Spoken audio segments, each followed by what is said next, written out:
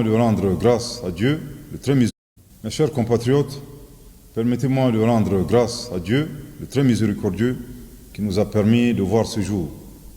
Je voudrais, en cet instant solennel, remercier le président de la transition, chef de l'État, son Excellence le général d'armée Assimi Goïta, pour ma nomination en tant que Premier ministre. La lettre de cadrage du chef de l'État nous a été remise lors du Conseil des ministres inaugural tenu ce matin. Pour plus de précision, la dite lettre comporte 8 domaines. Le premier domaine est la défense et la sécurité. Le deuxième domaine est la poursuite des réformes, notamment le secteur de la justice, pour renforcer la lutte contre la corruption, la poursuite des réformes politiques et institutionnelles. Le troisième domaine est la satisfaction des besoins élémentaires des populations grâce à une économie forte. Le quatrième domaine est l'amélioration de la couverture sanitaire et le développement d'un système de solidarité nationale. Le cinquième domaine est l'amélioration du système éducatif. La plupart des gens pensent qu'investir en bourse, c'est compliqué, qu'il faut être un expert de la finance, mais c'est complètement faux. Et l'emploi des jeunes. Le sixième domaine est l'apaisement du climat social.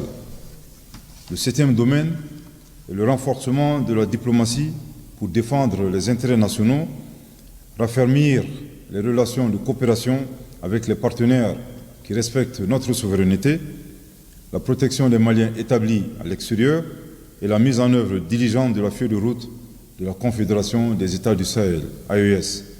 Le huitième domaine est la création des conditions en vue d'élections transparentes et apaisées qui mettront un terme à la transition. À cet effet, le gouvernement a été instruit d'élaborer un plan d'action global.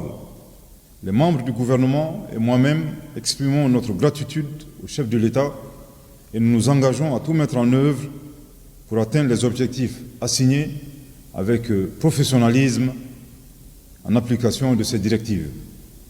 Toutefois, dans l'exécution de notre mission, nous sollicitons l'accompagnement de tout le peuple malien sans exclusion, en particulier pour la réalisation de l'union sacrée et régulièrement prônée par le président de la transition, chef de l'État, son Excellence le général d'armée Assimi Goïta, dont les allocutions se terminent toujours par l'expression, je cite, « Ensemble, nous ferons le Mali croît ». Fin de citation.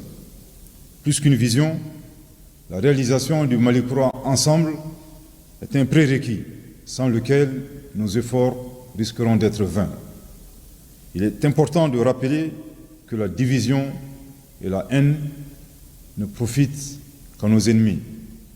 Aussi, nous prenons l'engagement d'observer scrupuleusement les 3 principes du chef de l'État, à savoir le respect de la souveraineté du Mali, le respect des choix stratégiques et des choix de partenariat opérés par le Mali et la prise en compte des intérêts vitaux du peuple malien dans toutes les décisions. Dans notre démarche, la franchise et la loyauté seront de mise. Nous n'oublierons jamais que la priorité absolue demeure l'amélioration de la situation sécuritaire. D'autant plus que nous avons perdu en 2012 plus de la moitié de notre territoire. Grâce au leadership du chef de l'État, président de la transition, son Excellence le général d'armée Assimi Goïta, en 3 ans, nous avons pu recouvrer l'intégrité de notre territoire national, faisant du Mali un pays miraculeux. Par conséquent, en cas d'arbitrage budgétaire entre questions de sécurité et toute autre question, la primauté sera accordée à la sécurité. Cette orientation entraînera des retards dans l'exécution d'autres actions, sans pour autant empêcher leur réalisation. En outre, le gouvernement prendra plusieurs dispositions pour poursuivre la réduction du train de vie de l'État. Je voudrais ici saluer la pertinence des œuvres sociales du président de la transition, qui a décidé d'allouer les 2/3 de ses fonds de souveraineté à des actions de bienfaisance dès sa prestation de serment. J'ai décidé également d'apporter ma modeste pierre à cette action admirable en allouant les 2/3 de mes fonds de souveraineté aux œuvres sociales de son Excellence le Président de la Transition, dont le dispositif est fonctionnel et efficace. Avant de terminer, je voudrais saluer la résilience des populations maliennes et m'incliner devant la mémoire des victimes de l'insécurité. Que Dieu bénisse le Mali et préserve les Maliens. Je vous remercie de votre... Au fil du temps, des faits De votre très aimable attention. Une journée de mercredi chargée donc pour le chef du gouvernement qui s'est entretenu dans la matinée avec le nouveau chef de l'Organisation internationale de la migration. L'ordre du jour a félicité le Premier ministre pour sa nomination avant de réaffirmer sa détermination à accompagner les autorités maliennes sur les questions migratoires. L'audience s'est déroulée en présence du ministre des Maliens établi à l'étranger et de l'intégration africaine. Je vous invite à écouter Boubacar Seibou au micro de Mamari Koné. Je viens d'arriver dans ce beau pays, le Mali, et pour moi c'est aussi l'opportunité de pouvoir venir prendre les orientations et les conseils de son Excellence Monsieur le Premier ministre dans le domaine de la gouvernance et de la gestion des migrations.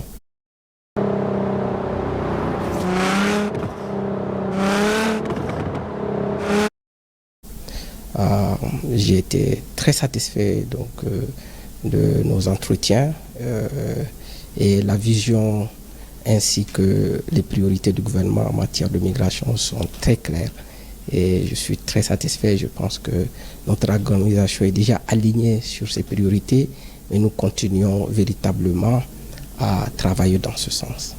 Sous quel signe est placée votre mission au Mali ?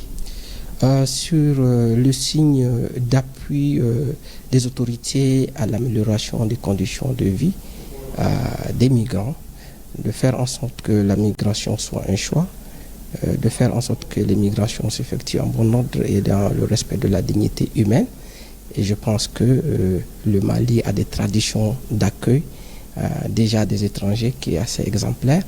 Et je pense que toute chose qui facilite ma mission ici, il faut aussi savoir que le Mali aussi regorge d'une diaspora extrêmement importante et qui constitue aussi un levier pour le développement du pays. Donc pour moi, ma mission c'est juste d'appuyer le gouvernement dans sa vision et dans ses stratégies en matière de migration. Je vous le disais dans les titres, le Royaume de Belgique réaffirme son soutien au Mali à travers une assistance humanitaire d'une enveloppe de près de 2 milliards de francs CFA, un fonds qui devrait permettre d'atténuer les souffrances des milliers de personnes en situation de vulnérabilité. Le reportage de Abdul Karim Gaba. Environ 2 milliards de francs CFA pour apporter assistance à plus de 45 000 personnes, notamment les déplacés internes, c'est le don du Royaume de Belgique au Mali. Cet appui permettra de toucher ces personnes dans plusieurs régions, notamment Kay, Koulikoro, Sikasso et Menaka. La distribution des vivres à travers des transferts monétaires, incluant des bons alimentaires ou des transferts en espèces adaptés au contexte, permettra aux populations affectées par les crises de répondre à leurs besoins alimentaires de base pendant et après les chocs. De même, dans le cadre de l'assistance nutritionnelle d'urgence, l'appui du Royaume de Belgique permettra au Programme alimentaire mondial de contribuer à réduire le taux de mortalité des enfants de moins de 5 ans. Pour atteindre son objectif fin zéro, le Programme alimentaire mondial entend toucher le maximum des citoyens vivant dans la vulnérabilité, d'où la reconnaissance du PAM au Royaume de Belgique. Le PAM est donc reconnaissant au Royaume de Belgique pour cette importante contribution qui permettra de soutenir les communautés qui comptent sur l'assistance alimentaire et nutritionnelle d'urgence fournie par le Programme alimentaire mondial pour satisfaire leurs besoins essentiels. Quoi de plus normal que de sauver des vies, c'est le sens du geste. En jouant son rôle de partenaire sur le plan humanitaire, la Belgique reste fortement engagée auprès des Maliens les plus vulnérables. Cette activité permettra non seulement de lutter contre la malnutrition chez les enfants, mais aussi de contribuer au développement de l'économie locale en proposant aux soignants des menus nutritifs et diversifiés. Ce geste du Royaume de Belgique au Mali se justifie par le nombre élevé de personnes en situation d'insécurité alimentaire aiguë. Selon le cadre harmonisé de mars 2024, le nombre s'élève à environ 2 millions de personnes.